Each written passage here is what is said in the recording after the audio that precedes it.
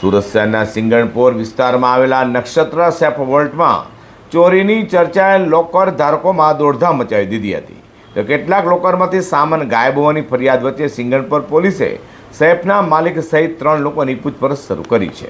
સુરતના સિંગણપોર વિસ્તારમાં આવેલા નક્ષત્ર સેફ વોલ્ટમાં કેટલાક લોકરમાંથી સામાન કાઢી લેવાઈ હોવાની વાત ફેલાતા લોકર ધારકો તાત્કાલિક સ્થળ પર દોડી આવ્યા હતા. ઘટના લઈને સેફ વોલ્ટ બહાર ભારે ભીડ જોવા મળી હતી.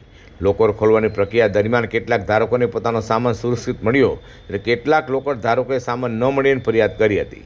ઘટનાની ગંભીરતા જોતા સિંગણપોર પોલીસે સેફ વોલ્ટના માલિક સહિત 3 લોકોની પૂછપરછ હાથ ધરી છે. મારું નામ આનંદ ગજેરા છે. નક્ષત્ર હું અત્યારે ડભોલી 4 રસ્તાથી જે નક્ષત્ર સેફ વોલ્ટ છે ત્યાં આવેલો છું. મને સોશિયલ મીડિયાથી સમાચાર મળ્યા કે અહીંયા કંઈ ગોટાળો છે, જેના હિસાબે હું મારું લોકર ચેક કરવા આવેલો છું.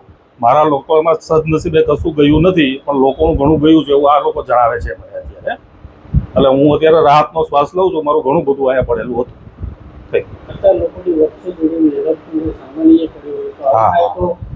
ના ના, એ હવે તો મને એ જ વિચાર આવે છે સાહેબ કે આને મારે બેંકમાં મૂકવું કે કોઈ પ્રાઇવેટ લોકરમાં મૂકવું, એક મોટો સવાલ છે. બેંકમાં મૂકવું છું ત્યાં પણ મને ડર લાગે છે કે આ બેંકના પણ ફ્રોડ આવવા નીકળે છે.